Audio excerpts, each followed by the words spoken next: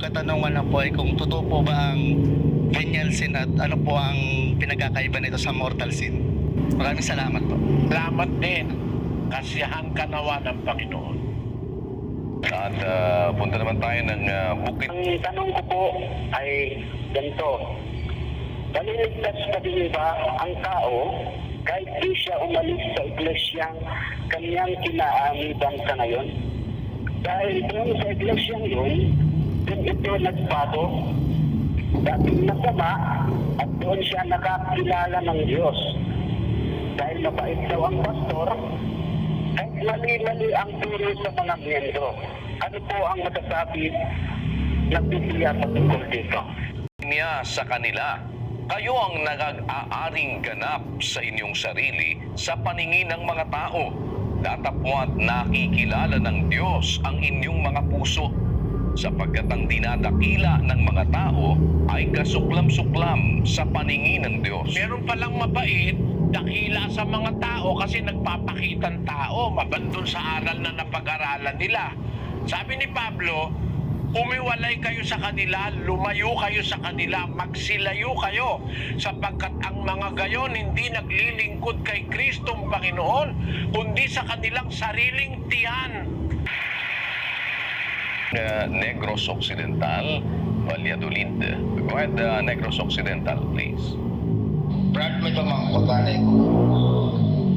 Ang tao wala nga kung daw muna siya sa kasalanan, may sa sobra siyang maluwas sa iyang mga kasalanan. Ngara na siya sa nagkakahilapit sa iyang kamatayon.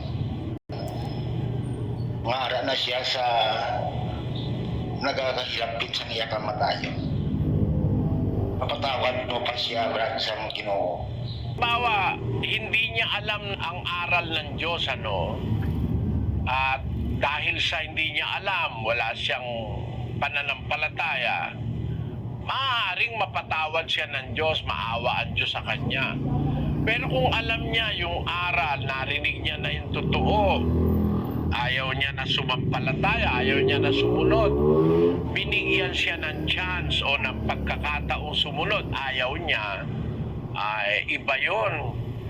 Tingnan mo yung magnanakaw na nakatabi ni Kristo sa krus, yung nasa kanan, naligtas yun tinanggap ni Kristo. Kasi kahit na siya magnanakaw, masamang tao siya, hindi siya nakapagsisi nung mga nakaraang panahon kasi wala siyang alam wala siyang alam, di niya kilala si Kristo. Pero nung makilala niya, sa krus na lang sila nakita, sumampalataya siya kay Kristo. Kaya napatawad siya sa kanyang kasalanan. Ano? At natanggap siya ni Kristo. Pero yung isang magnanakaw sa kaliwa, hindi natanggap yun kasi hindi sumampalataya. Diyos, nagkaroon ka ng chance. Meron kang chance, may pagkakataon kang sumunod. Hindi mo tinanggap. Mahirap kang mapatawad, kapatid. Naintindihan mo, kapatid na Abe? Oo, Brad. Magkakawagin salamat. Daghang salamat, Kid. Salamat. Daghang salamat, Kid. Sige po, salamat sa inyo dyan sa mga taga Negros Occidental. Anyayaan ko si kapatid na Abe, no? Makinig kayo po sa doktrina, kapatid na Abe, para matutunan niyo yung aral ni Kristo habang may panahon pa. Huwag kang maghintay ng kamatayan, malapit nang mamatay, saka ka na lang magsisisi. Huwag ganon, kapatid na Abe. Habang may panahon pa tayo, matuto na tayong gumawa ng kabutihan. Habang may panahon pa, huwag kang maghintay nung malapit ka nang mamatay. Ay, nako, masama yun. Nakasulat yun sa Biblia, Galacia 6:10. Pakibasa mo, kapatid na Daniel.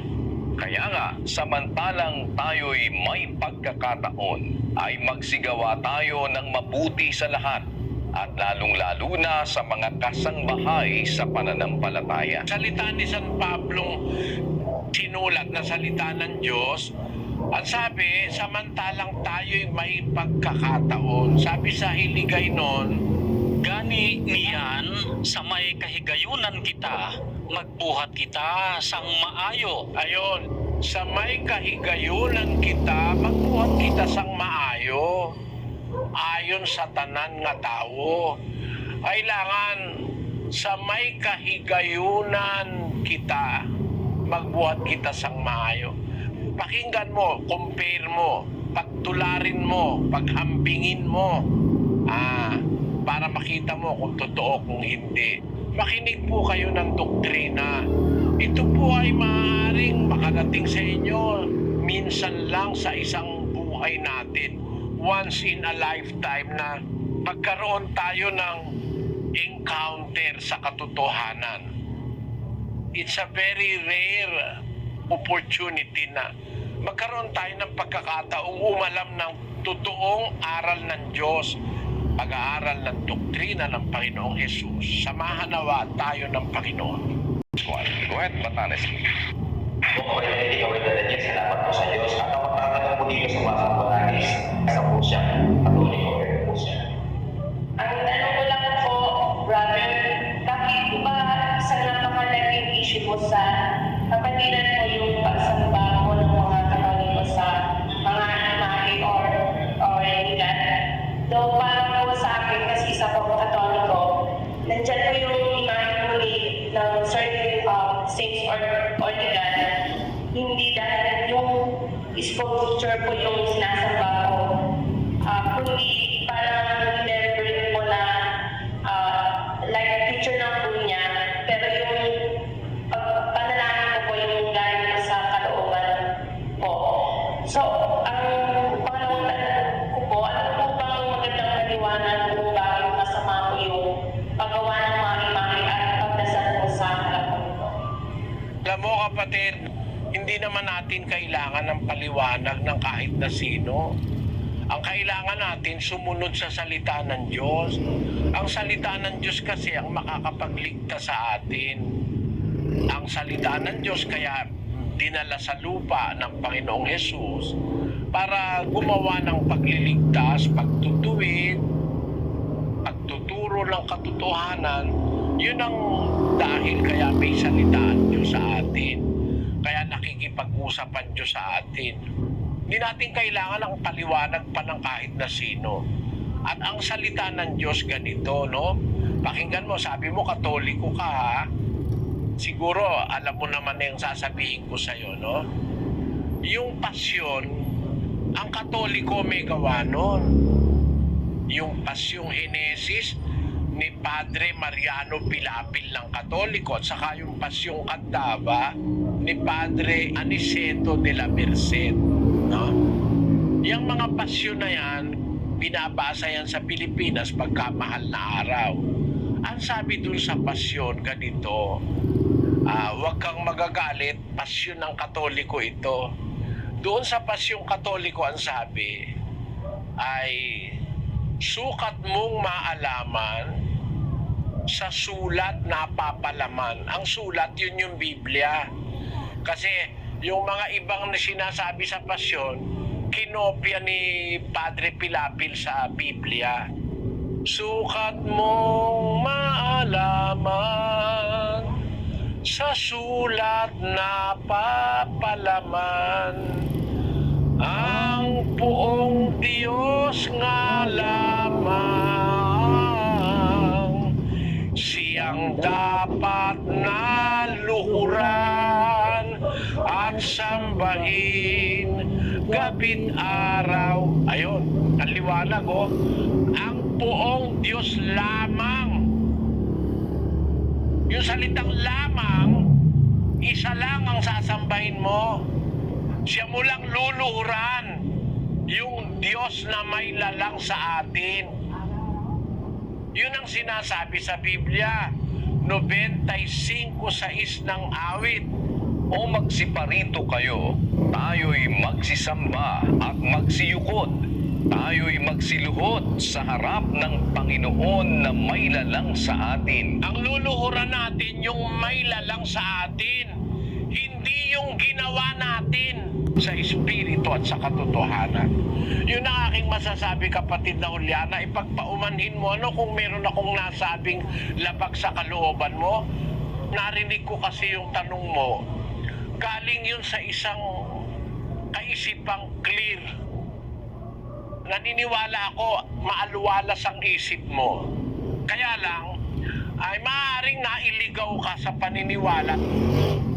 Gusto kitang mabahaginan ng aral ng Diyos na nasa Biblia. May Biblia ka naman Basahin mo, yun din ang nakasulat.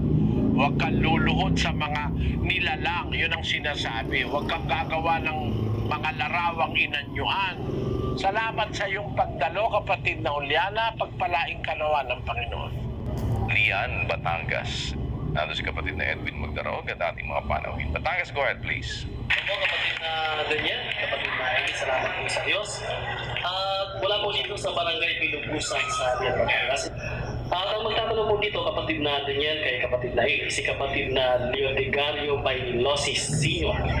84 years old po siya, dati po siyang Katoliko, pero tumiwalag na raw po siya mula nang maintindihan niya ang pangangaral ng kapatid na Eli. Ngayon po ay nagsusuri po siya. Sige po, kapatid. Maraming salamat sa pagkakataong binigay niyo sa akin. Ang akin pong katanungan ay tungkol sa Apocalypse 20, yung 1,000 taon. Ang tanong ko ay sa loob ng 1,000 taon na nakakulong o nakagapo si Satanas ay wala na pong kaguluhan nangyayari sa ating daigdig.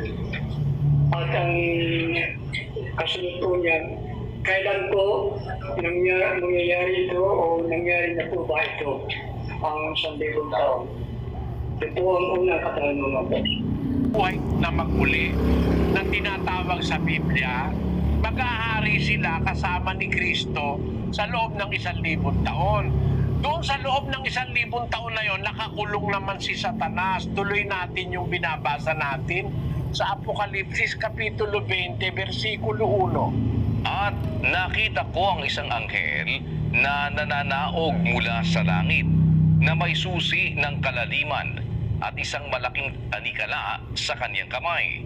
At sinunggaban niya ang dragon, ang matandang ahas na siyang Diablo at Satanas, at ginapos na 1,000 taon. At siya'y ibinulid sa kalaliman at sinarhan at tinatakan ito sa ibabaw niya upang huwag nang magdaya sa mga bansa hanggang sa maganap ang 1,000 taon. Pagkatapos nito ay kailangang siya'y pawalang kaunting panahon. Ang pangalawa ko pong katanungan ay tungkol sa Mateo 10, talata 34 hanggang 36. Ang paniniwala ko po, ang Panginoong Jesucristo ay sinugo ng Diyos Ama upang para sa ating kaligtasan. Ang Panginoong Jesucristo ay pag-ibig at siya ay laging mababati sa kanyang mga alagad ng peace with you. Kaya itong talata ni Mateo ay parang taliwas sa mga paniniwala ko. Isipin mo yan na mayroong taliwas na salita ang Diyos. Basahin natin ang 8:8 ng Kawikaan hanggang 9. Lahat ng mga salita ng aking bibig ay sa katwiran. Walang bagay na liko o suwail sa kanila. Pawang malilinaw sa kanya na nakakaunawa at matwid sa kanila na nakakasumpong ng kaalaman. Yon, maliwanag yon.